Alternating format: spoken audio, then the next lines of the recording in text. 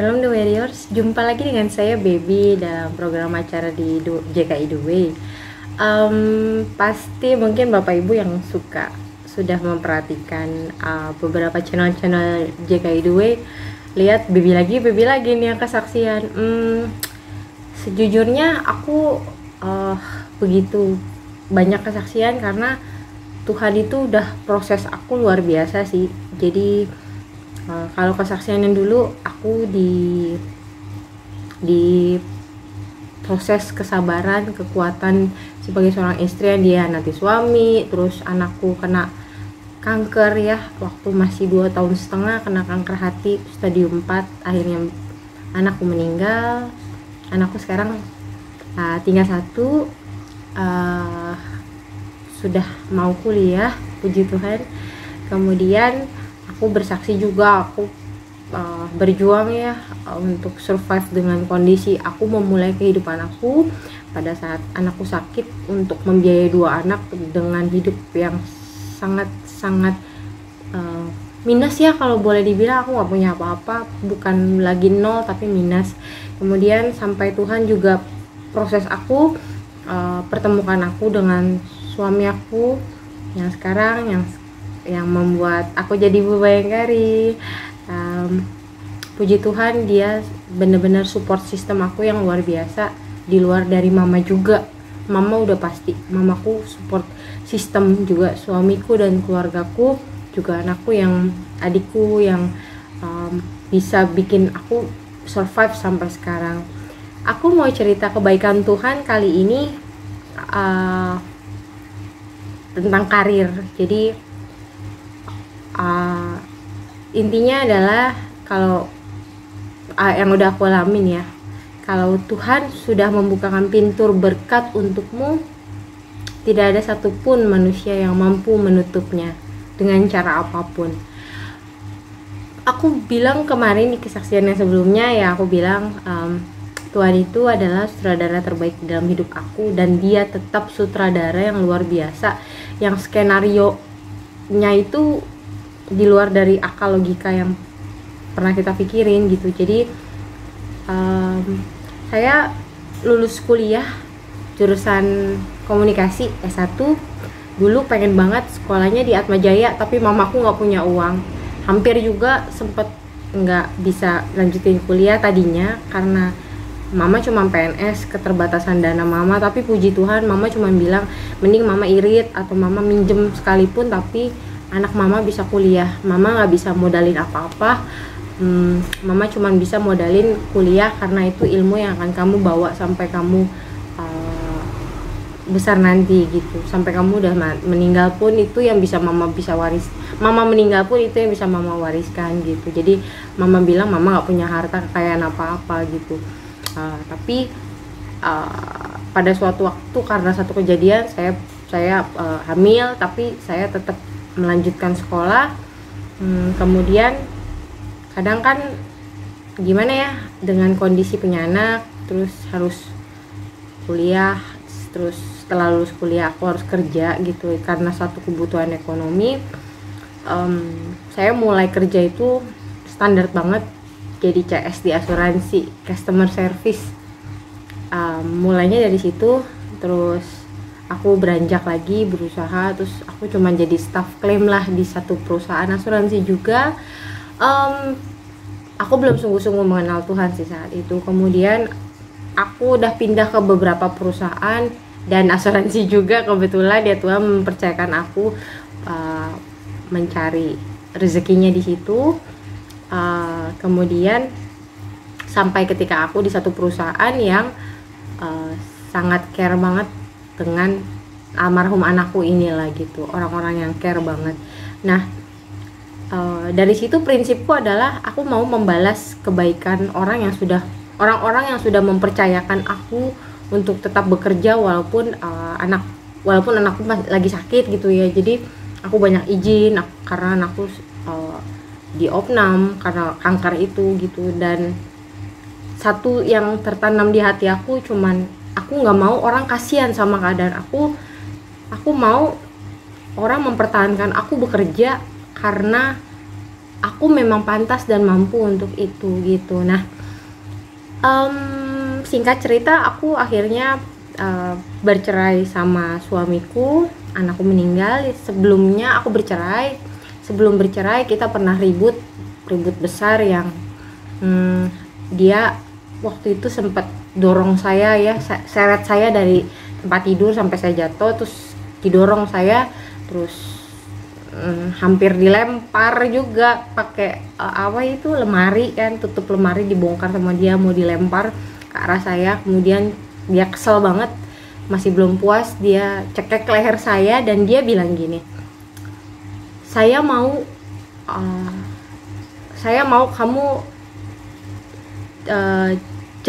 kamu jatuh sampai ke titik terendah di dalam hidup kamu gitu. Saat itu aku belum sungguh-sungguh kenal Tuhan secara pribadi gitu. Aku Kristen dari lahir, tapi aku belum benar-benar terima Yesus secara utuh pribadi. Aku mengenal dia jauh lebih dari sebelumnya gitu. Jadi ketika dia ngomong gitu, aku sih terpukul ya. Aku bilang, kok bisa ya dia sampai tega banget istilahnya mengutuki aku seperti itu. Jadi tertanam juga di hati bahwa aku bilang, aku nggak mau kayak gini, aku mau hidup lebih baik gitu. Jadi dia pernah bilang ya, keluarga yang ada ya, dia pernah bilang ya, aku nggak pantas lah saat itu. Keluarga dia tajir banget lah ya, kaya banget, sementara aku dari keluarga biasa gitu. Jadi mungkin saya nggak terlihat sesuatu yang berharga. Mungkin aku jadi seperti benalu ya, mungkin di keluarganya mereka.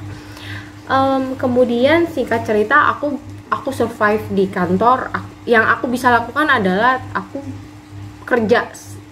Pertama karena anakku juga sudah meninggal kan, jadi aku cari satu pelarian lah dengan aku kerja gitu. Maksudnya aku juga nggak punya uang juga buat kuliah lagi gitu, maksudnya untuk S2 atau apa. Aku juga nggak punya banyak cukup uang untuk bisa have fun juga, keluar gitu. Jadi ya udah, aku kerja semampu aku kerja.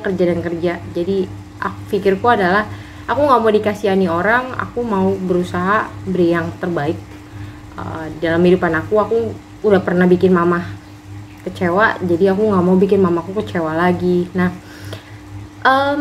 akhirnya dimana di satu masa aku ditempatkan pada satu perusahaan. Akhirnya aku pindah ya, aku ditempatkan pada satu perusahaan yang cukup bonafit waktu itu, di perusahaan GV, perusahaan Jerman.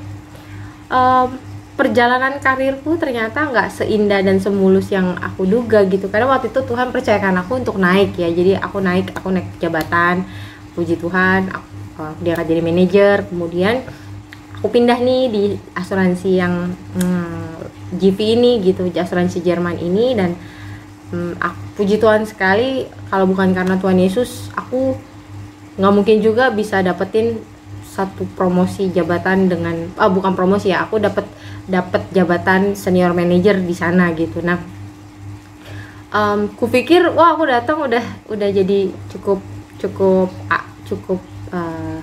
baik lah ya posisinya, berarti pasti mereka juga akan support. Ternyata teman-teman yang ada di sana tuh malah kalau dibilang ngejelek-jelekinnya sih parah gitu ya. Maksudnya ngejelekin kita tuh, saingannya tuh bukannya ngejelekin di belakang, tapi di samping aku pun dia bilang, ngapain saya hire manager nggak bisa kerja, inilah itulah gitu. Sampai aku pernah di SP sama dikasih surat peringatan sama direkturku karena katanya aku ngelawan dia gitu. Jadi waktu itu aku udah pengen pulang, capek abis meeting. Dia maunya aku kerja ya lembur lah, ada kerjaan yang menurutku nggak urgent juga, tapi memang akhirnya aku pulang gitu. Dan besoknya aku di SP. Di situ ada rasa sakit ya, aku ngerasa Tuhan kok gini banget ya, aku dipindahin ke satu tempat ini, kok aku dibiarkan menderita gitu. Orang memperguncingkan aku tuh seperti, lu siapa sih gitu. Itu yang aku hampir setiap hari tuh aku pengen nangis gitu. Kadang aku nggak tahu harus gimana berkeluh kesah ke siapa. Aku aku cuman kadang nangis di dalam mobil gitu kan, cuman bilang, duh Tuhan, kok ini orang-orang ini tega ya, aku nggak pernah ngelakuin kesalahan sama mereka, kok mereka tega ya begitu gitu. Cuman aku pun nggak bisa ngapa-ngapain gitu, maksudnya ya aku siapa gitu. Tapi ya karena Tuhan pernah menempa aku dalam satu kondisi yang tersulit, kondisi yang diizinkan Tuhan terjadi di dalam kantor ini membuat aku lebih bijak untuk ya sudah, beb, dalam hati aku ya, beb, lo lakukan aja yang terbaik, mau masalah mereka suka, mereka benci, atau mereka bagaimanapun sama lo ya gak usah dipikirin gitu. Jadi ya tangis air mata kadang-kadang ada, namanya orang di gunjing-gunjingan ya, digosip-gosipin gitu, dijelek-jelekin, diasingkan lah gitu. Jadi kadang kalau saya ngomong terus tahu-tahu orang pada menghindar gitu, kayaknya tuh aduh aku tuh apa sih gitu. Cuman saya nggak pernah bales sih, saya nggak pernah bales, dan puji Tuhan banget, Tuhan baik banget. Aku nggak ngelakuin apa-apa, aku tidak membalas, aku tidak melakukan sesuatu hal yang merugikan mereka, dan mereka itu sekarang orang-orang yang pernah nyakitin aku sekarang bahkan mereka bisa jadi teman baik buat aku sekarang gitu. Jadi 6 bulan aku proses, ketika aku keluar itu 1,5 tahun ya, jadi 1 tahun kemudian mereka tuh malah jadi bener-bener temen deket aku sampai sekarang gitu. Jadi Tuhan kalau udah merubah orang, nggak ada yang nggak mungkin sebenarnya. Kadang kita nggak usah capek-capek, repot-repot mikirin gimana caranya. Ya kalau kita udah berjalan di dalam Tuhan, semuanya sebenarnya mudah. Tapi kadang secara logika manusia selalu masih kita pakai gitu, dan itu menurutku memang ya hal yang manusiawi ya gitu. Jadi akhirnya singkat cerita, Tuhan mengizinkan aku bekerja di satu perusahaan asuransi semi BUMN lah ya. Dia anak perusahaannya Pertamina.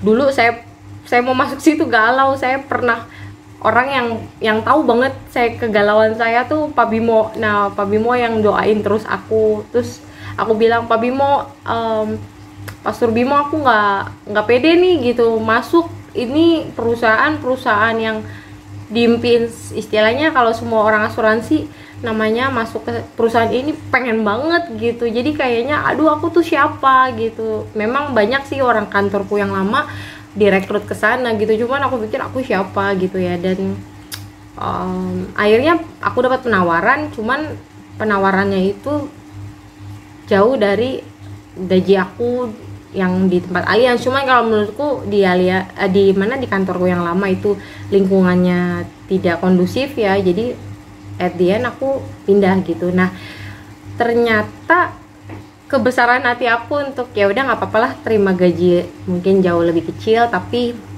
aku lebih tenang gitu. Jadi aku bisa berimprovisasi gitu, aku dihargai di sana gitu. Nah aku pindah, dan ya puji Tuhan betul aku punya tim yang luar biasa sih, solid gitu, dan nggak seperti kantor sebelumnya.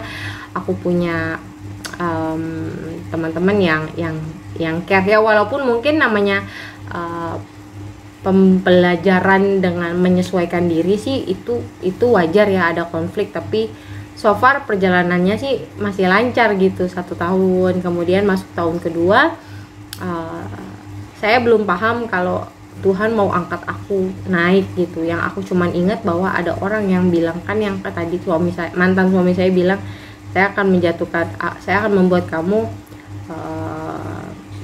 mencapai titik terendah dalam hidup kamu gitu. Jadi titik terendah itu kan menurut aku kayaknya udah aku laluin ketika anakku meninggal ya gitu. Dan aku hidup minus dengan istilah, waktu itu aku hidup minus dengan banyak utang lah. Anakku sakit kanker gitu, sakit berat, terus aku cuman karyawan biasa.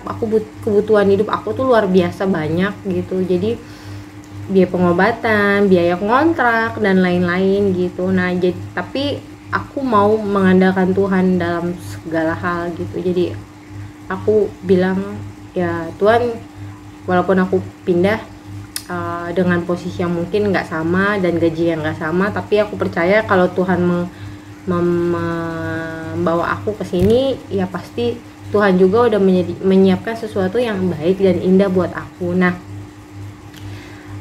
didoain Pak Bimo, dan akhirnya aku masuk.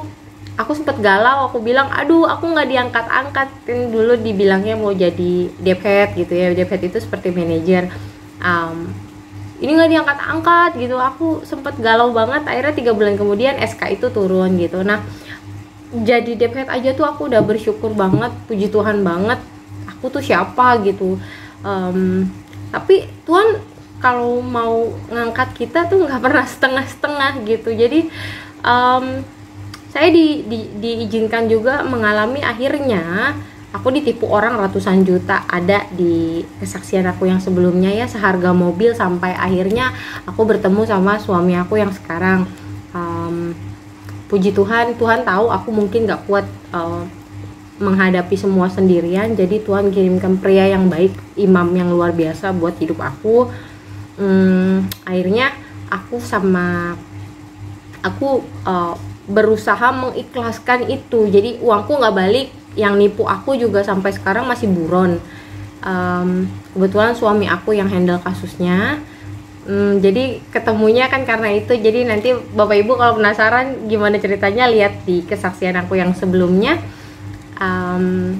Suamiku cuma bilang ya sabar, kita coba cari, tapi belum ketemu, dan kita udah coba minta dia untuk ganti gitu ya. Cuman untuk gantilah ya udah damai, tapi ternyata nggak ada etikat baik juga. Nah saya kebayang nggak, dia punya utang ratusan juta, aku mesti lunasin, dan aku meminjam uang bank ratusan juta cuman buat nyicil bayar utangnya dia gitu. Aku nggak habis pikir itu.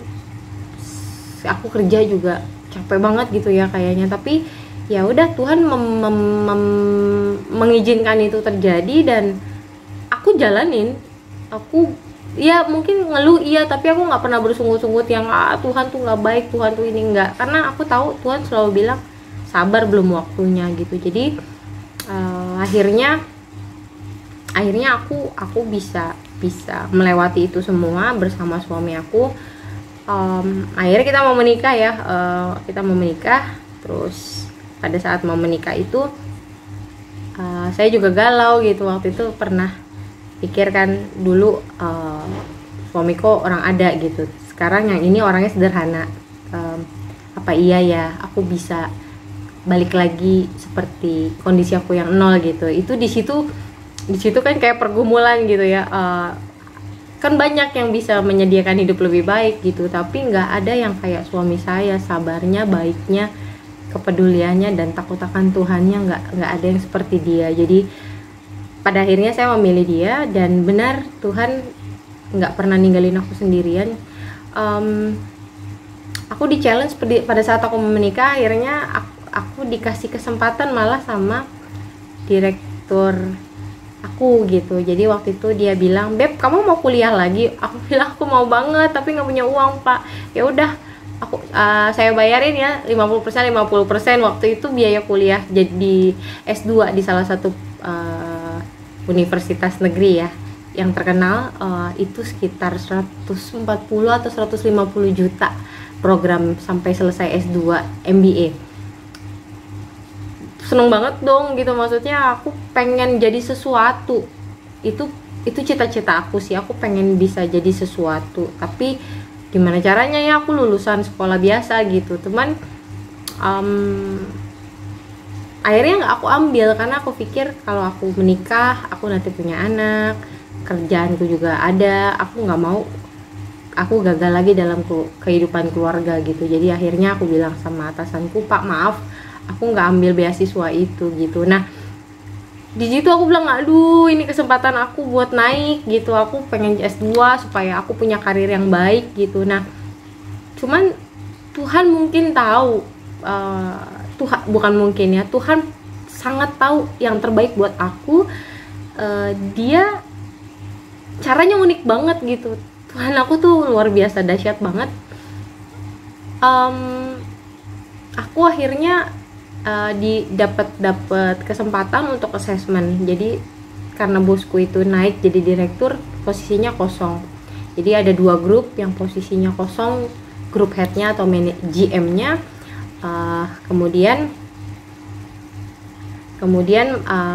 mereka naik dan ini kosong nih. Nah, ada temen kantorku juga yang di challenge hal yang sama gitu, cuman ya dia lebih lama lah maksudnya lebih senior ya di kantor gitu, walaupun secara usia lebih berusia saya gitu bedanya, tapi dia orang MT di kantor, jadi jauh lebih lama kerja di kantornya gitu, di kantor ini gitu. Nah, tadinya hubungan kita baik-baik aja, cuman ya persaingan kerja akhirnya lama-lama mulai sikut-sikutan, mulai memperebutkan sesuatu hal yang ya kita berdua memang mau posisi itu gitu. Suami saya yang support sekali, dia cuman bilang sabar. Pernah berapa kali saya sampai peluk dia ya, saya nangis gitu ya, saya bilang kok aku diginiin banget ya gitu, kok dia ngejelek-jelekin aku sampai di grup. Jadi bukan cuma dia sih, ada lagi orang yang sampai tega aku ngejelekin aku yang aku ngelakuin kejahatan apa sih gitu. Itu yang aku pikir, dan aku ke flashback dengan kejadian waktu di kantor lama aja aku begitu, tapi Tuhan baik, aku dikasih posisi kantor yang lebih baik. Nah, sekarang di kantor yang lebih baik ini Tuhan mengizinkan ini terjadi lagi, kan pasti karena suatu hal gitu. Jadi saya berusaha berpositif thinking, ya Tuhan pasti punya rencana yang baik lah gitu. Jadi saya nggak pernah ngebales dia mau berbicara jahat atau kasar sama saya gitu. Saya cuma bilang kalau Tuhan ada di pihak kita, kalau Tuhan itu selalu ikut berperang sama kita gitu. Jadi Tuhan tuh adalah pahlawan perang buat aku berperang melawan keegoisan aku berperang melawan apa ya namanya ya, kebebalan aku ya gitu. Aku berusaha dibentuk Tuhan untuk jadi pribadi yang lebih tangguh gitu. Dengan kondisi kantor yang seperti itu, sikut-sikutannya, aku dibentuk Tuhan untuk jadi orang yang sangat jauh lebih baik dari sebelumnya gitu, yang tanpa aku sadari itu gitu. Walaupun aku ngeluh, setelah aku lalui sekarang, kok kalau Tuhan gak bikin aku begini, aku gak akan berpikir keras untuk begitu gitu. Nah, jadi sampai titik dimana aku merasa udah frustasi ya, aduh aku udah gak tahu lagi, udah SK-nya gak turun-turun, tapi tekanannya semakin kencang gitu. Sampai suatu waktu aku pernah nangis sama suami aku bilang aku udah gak kuat ya, jadi aku capek banget kerja dengan terlalu banyak drama gitu. Aku orangnya to the point, jadi drama-drama itu buat aku memusingkan gitu, aku nggak nyaman. Tapi puji Tuhan banget, Tuhan kasih aku pendamping luar biasa yang dia cuman bilang ya, aku percaya kamu bisa naik, ini adalah proses Tuhan supaya, karena Tuhan mau angkat kamu gitu. Dan aku punya supporting system, mama juga yang selalu bilang Tuhan itu nggak pernah tinggal diam sama kita gitu. Jadi mama bilang ya kalau Tuhan mau berkati ya dia pasti berkati gitu. Jadi aku harus percaya Tuhan mau angkat kamu baby gitu. Itu yang mama bilang. Dan aku fight 6 bulan untuk bisa mencapai posisi group head. Aku berusaha keras untuk mendapatkan itu dan belum dapet. Akhirnya aku sampai tahap dimana suami saya juga bilang ya udah kamu pasrah aja, ikhlasin, kalau memang milik kamu pasti akan jadi milik kamu gitu. Jadi pada akhirnya aku ada di titik dimana ya udahlah Tuhan, terserah Tuhan aja, aku cuman berusaha jalanin. Kalau memang rezeki aku ya Tuhan akan angkat naik gitu. Nah, ketika saya berserah seperti itu, aku nggak lamanya aku dipanggil sama direktur marketingku gitu. Jadi baby, iya kita percaya, kamu udah lulus assessment lah ya, udah assessment, terus kita udah lihat hasil kerjanya ya. Intinya saya dipromot dan dipercaya untuk menjadi group head marketing. Jadi kebetulan di tempat aku itu rata-rata udah pada senior ya, udah mulai sepuh-sepuh. Dan untuk mencapai posisi itu tuh langka banget. Waktu saya assessment, saya cuma bilang begini ya sama mamaku, sama teman-temanku, sama suamiku, kalau bukan karena Tuhan, seorang baby ini bukan siapa-siapa. Pendidikan aku pas-pasan banget, S1 dari sekolah yang biasa banget. Kehidupan aku biasa banget. Pinter aku juga standar banget. Aku bukan orang yang pinter atau cerdas gitu ya, cuman aku biasa banget gitu. Aku orang biasa banget yang Tuhan proses aku luar biasa untuk membentuk aku jadi pribadi yang tangguh, yang dahsyat, yang keren di mata Tuhan gitu. Jadi puji Tuhan banget. Aku berapa kali ditompangin doa juga sama Pak Bimo dan Pase, dan ya Pase dan Pak Bimo ya bilang kan kalau sudah waktunya Tuhan ya kamu diangkat, kamu pasti diangkat naik gitu. Jadi saya mengimani bahwa Tuhan akan menjadikan kita kepala dan bukan ekor gitu. Selama saya berusaha memberi yang terbaik dengan tujuan baik, Tuhan pasti bukain jalan gitu. Jadi kemarin aku dapat promosi, puji Tuhan. Aku satu-satunya GH atau GM marketing di perusahaan itu.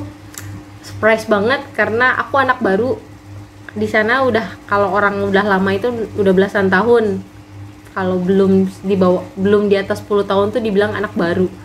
Aku anak baru yang datang cuman nggak punya gelar apa-apa. Aku datang cuman punya niat baik bahwa aku mau bekerja dengan baik, aku mau memberi kontribusi buat perusahaan, dan aku percaya kalau Tuhan ada di pihakku, siapapun lawanku, Tuhan pasti memenangkan aku dalam pertarungan. Jadi itu yang aku amini, dan puji Tuhan banget. Aku baru terima SK-nya kemarin, kayak mimpi sih, walaupun ada insiden kecil suami aku. Jadi gini, aku baru tahu kalau ternyata aku harus probation 1 tahun ke depan gitu. Karena secara grading atau pangkat atau jabatan aku itu masih belum kesana gitu. Jadi aku masih diproses 1 tahun sampai jadi apa namanya ya, promosi berkala ya. Jadi saya udah pegang jabatan itu, tapi aku baru bisa naik signifikan tuh bertahap lah gajinya gitu.